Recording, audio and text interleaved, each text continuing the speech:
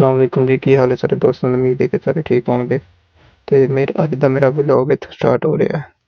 ਮੈਂ ਜੱਦੇ ਤੋਂ ਜਾਣ ਆਇਆ ਇੱਥੇ ਲੋਡ ਲੈ ਕੇ ਗੱਡੀ ਤੇ ਤੂੰ ਵੇਖਿਆ ਕਿ ਇੱਕ ਸਊਦੀ ਨੇ ਨਾ ਆਪਣਾ ਮਜ਼ਰਾ ਬਣਾਇਆ, ਬੜਾ ਪਿਆਰਾ ਤੇ ਬੜਾ ਖੂਬਸੂਰਤ।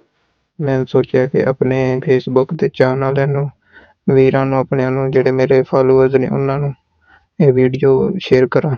ਤੇ ਜੇ ਵੀਡੀਓ ਮੇਰੀ ਪਸੰਦ ਆਵੇ ਤਾਂ ਸਾਰੇ ਭਰਾ ਮਿਲ ਕੇ ਫੋਲੋ ਜ਼ਰੂਰ ਕਰਿਓ, ਸਬਸਕ੍ਰਾਈਬ ਲਾਜ਼ਮੀ ਕਰਿਓ ਤੇ ਵੀਡੀਓ ਨੂੰ ਸ਼ੇਅਰ ਲਾਜ਼ਮੀ ਕਰਿਓ। ਦੇਖੋ ਕਿੰਨੀ ਪਿਆਰੀ ਖੂਬਸੂਰਤ ਜਗ੍ਹਾ ਬਣਾਈ ਇਹਨੇ, ਬਹੁਤ ਮਜ਼ਾ ਆਇਆ ਵੇਖ ਕੇ। ਤੇ ਸਭ ਤੋਂ ਵੱਡੀ ਗੱਲ ਇਹ ਕਿ ਆਪਣਾ ਪੰਜਾਬੀ ਕਲਚਰ ਵੀ ਜਿਹੜਾ ਵੇ ਉਹ ਵੀ ਇੱਥੇ ਨਜ਼ਰ ਆ ਰਿਹਾ ਹੈ। ਮਾਹੌਲ ਦੇਸੀ ਮਾਹੌਲ, ਯਾਨੀ ਕਿ ਬੜਾ ਪਿਆਰਾ ਮਾਹੌਲ, ਹਰ ਚੀਜ਼ ਦੀ ਬੂਟੀ ਲੱਗੀ ਹੋਈ ਇੱਥੇ। ਦੇਖੋ ਕਿੰਨੇ ਸੋਹਣੇ ਖੂਬਸੂਰਤ ਫੁੱਲ ਨਜ਼ਰ ਆ ਰਹੇ ਨੇ। ਤੇ ਉਸ ਤੋਂ ਬਾਅਦ ਇਹਦੇ ਵਿੱਚ ਦੇਖਿਓ, ਇੱਥੇ ਮੈਂ ਤੁਹਾਨੂੰ ਵਿਖਾਉਣਾ ਚੱਲ ਕੇ। ਤੇ ਇਹਨੇ ਯਾਨੀ ਕਿ ਹਰ ਬੂਟੇ ਜਿਹੜਾ ਨਾ ਬੂਟਾ ਬਣਾਇਆ ਲਾਇਆ, ਇੱਥੇ ਅੰਬਾਂ ਦਾ ਬਾਗ ਲਾਇਆ, ਨਿੰਬੂ ਲਾਏ ਨੇ।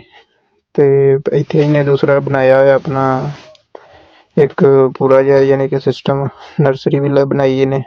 ਉਹਦੇ ਵਿੱਚ ਯਾਨੀ ਕਿ ਸਾਰੀਆਂ ਚੀਜ਼ਾਂ ਨੇ। ਪਿੱਛੇ ਦੇਖੋ ਨਜ਼ਰ ਆ ਰਿਹਾ ਸਾਰਾ, ਇਹ ਚੈੱਕ ਕਰੋ ਮਜ਼ਰਾ ਇਹਦਾ ਬਣਿਆ, ਜਿਹਨੂੰ ਆਪਾਂ ਆਨੇ ਆ ਡੇਰਾ ਰਕਬਾ। ਇਹ ਦੇਖੋ ਖੇਤ ਇਹਨਾਂ ਦੇ, ਮੈਂ ਤੁਹਾਨੂੰ ਵਿਖਾਨਾ ਸਾਰੇ। ਮਾਸ਼ਾਅੱਲਾ ਇਹਨੇ ਬੜਾ ਚੰਗਾ ਸ਼ੋਅ ਕੀਤਾ। ਇੱਥੇ ਆ ਕੇ ਤੇ ਪਾਕਿਸਤਾਨ ਦੀ ਵੀ ਯਾਦ ਆ ਗਈ ਹੈ, ਪੰਜਾਬ ਆਪਣਾ ਜਿਹੜਾ